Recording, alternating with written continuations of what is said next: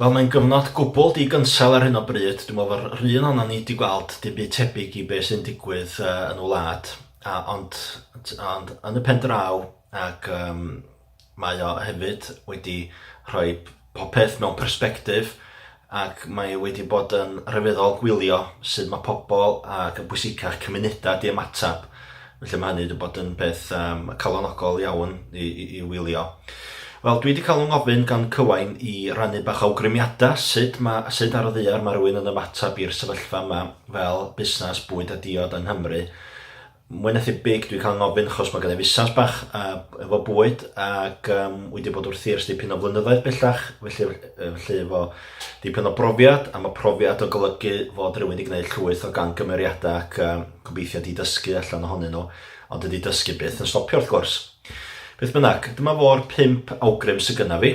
Awgrym cyntaf di fod ni'n gwatsiad ar ôl ein hunan, achos pryd mae'n dod i'r hanfodion sydd gyda ni mewn 3 peth fel busnes, sef yn amser ni, yn hegni ni, ac arian. Felly mae'n amser ni a'n egni'n bwysig iawn, ac mi da ni'n debygol iawn o fod yn y cyfnod yma am rai misoedd, hytrach na wythnosa, felly mae'n dipyn o marathon, felly mae'n ei siŵr fod rai ni edrych ar ôl yn hunan, a mae llosgi allan yn mynd i helpu neb. Felly hefyd y gysylltiedig efo hynny mae trio cadw neu cynnal meddylfryd positif sydd efallai ddipyn o her ar hyn o bryd, ond mae yna ddigon o bethau positif yna megis ymatab y gymuned a'r gwaith tu hwnt mae staff y gwasanaeth iechyd yn ei wneud ar hyn o bryd. Mae rhaid ni barchu a cydnabod y gwaith anhygoel maen nhw'n wneud. Ond mae yna bethau positif hefyd efo busnes am i ddoi at rheina nes ymlaen.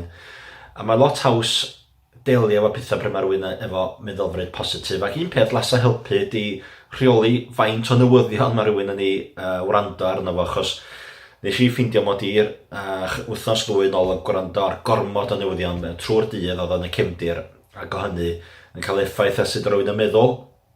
Felly dwi wedi trio cyfyngu hwnna rwan i wylio neu gwrando ar newyddion unwaith yn y bora, wrach unwaith yn ystod dydd ac unwaith gyda nos, a dyna fo. Yr ail awgrym sydd gyda fi ydy trio edrych ar y stoc ni a lleihau lefel y stoc da ni'n gadw, achos i mi mae stoc yn golygu arian, ac ys gan ni ddipyn o stoc yn cael ei gadw yna, mae ddipyn o arian wedi cael ei cloi fyny.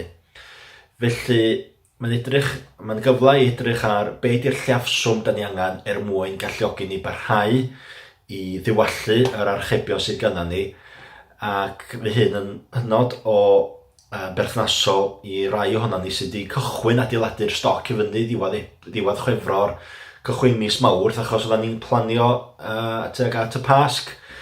Felly mae edrych ar ôl stoc yn mynd i galluogi ni gael mwy o ddewisiadau efo llif arian, a mae llif arian mynd i fod yn hynod o allweddol yn y wythnosau a misoedd nesaf.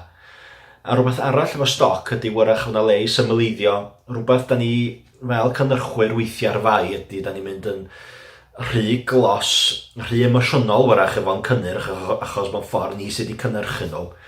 Ac yn un cael o'na, da ni'n gwybod fod amball i gynnyrch ddim yn tynnu bwysau, a rwan wrach ydy'r cyfle i edrych i chwynu rhai o heini allan wrach mond un i ddau, ond cynnyrch sydd yn cymryd yn amser ag egni ac yn cloi arian wrach fod yn adag rwan i fod yn bach fwy calad a tynnu nhw allan o'r system.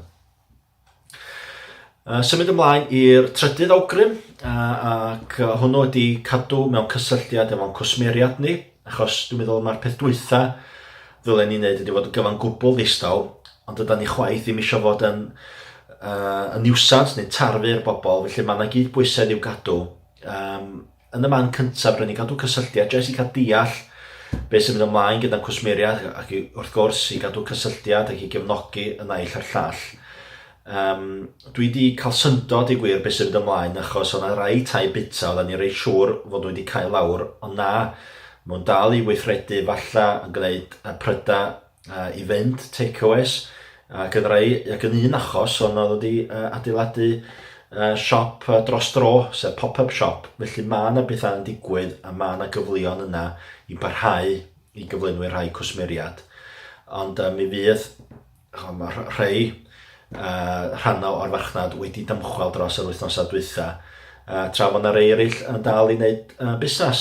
Ac o beth dwi wedi weld hyd yn hyn, a heddiw yma ydy Mawrth y 7 ar 20. Felly hyd at heddiw, be dwi wedi weld ydy fod siopa cyfleus, cigyddion, siopa bwyd iach, siopa dim gwastraff ac arch farchnadoedd. Mae rhina ar y cyfan, dim pob un wrth gwrs, ond ar y cyfan mae yna rei o'r rhina yn gwneud busnes eitha, ac felly mae'n werth cadw mewn cysylltiad os rai o'r math yna fusnesau enwedig gynna ni yn un rhestr o gwsmeriad.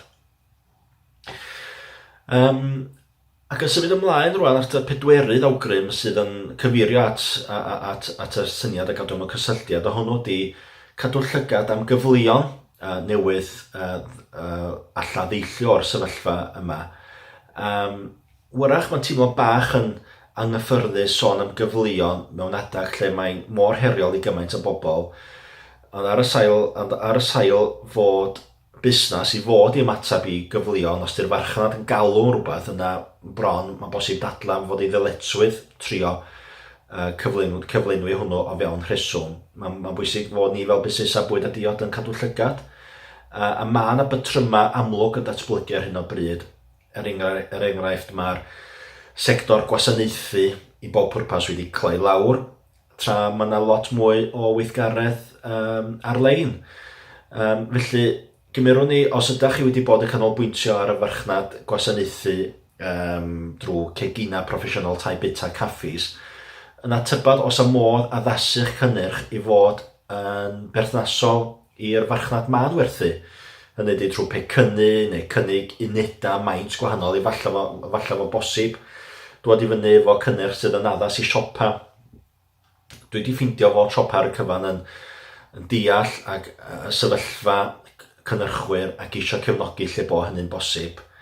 Ac hefyd mae nhw yn rhai achosion mynd trwy stoc o gyflym ac efallai'n chwilio am gyflynwyr newydd ar yr adag yma.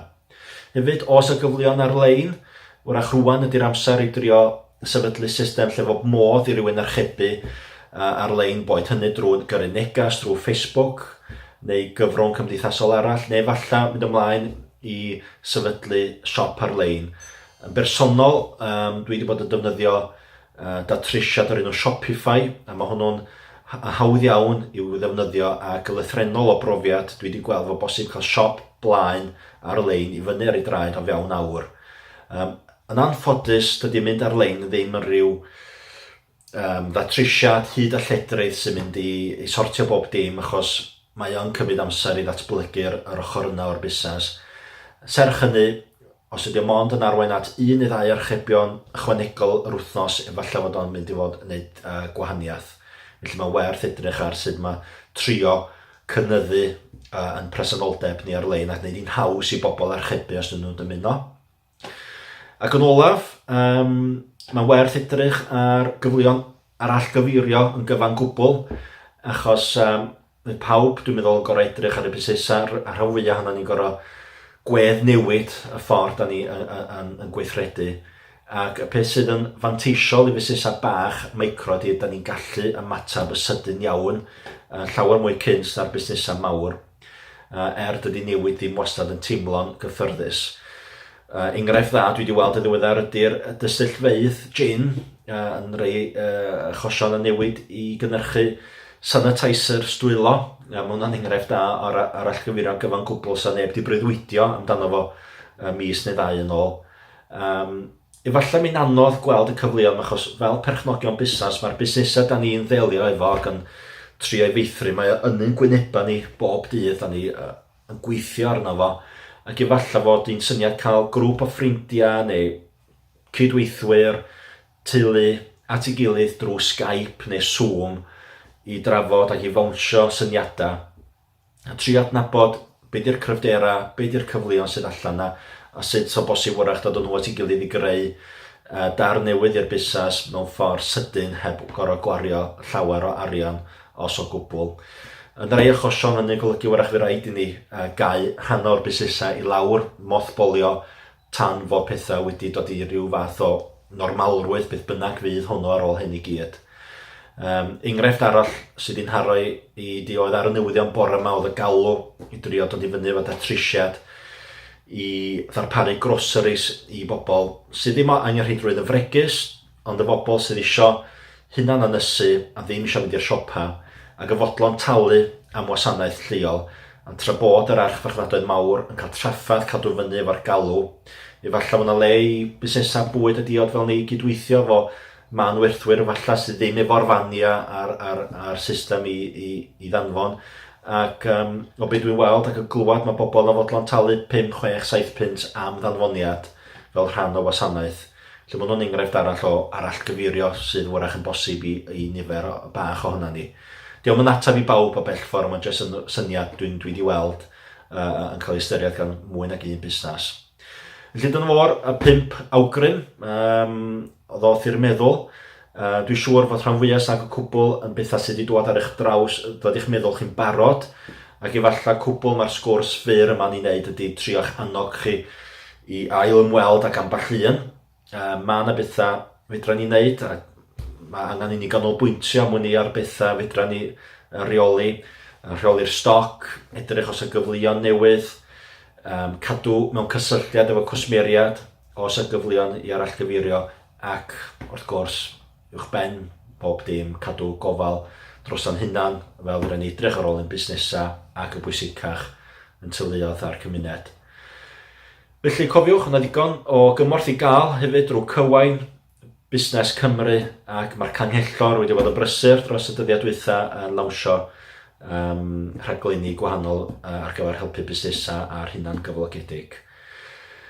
Remond yn mynd o'r gorau i bawb. Mae rhywun yn colli gweld pobl drwy hunan ynysu, ond mi fydda'n mynd trwy hyn wrth gwrs, ac pob iechyd i bawb allan yna.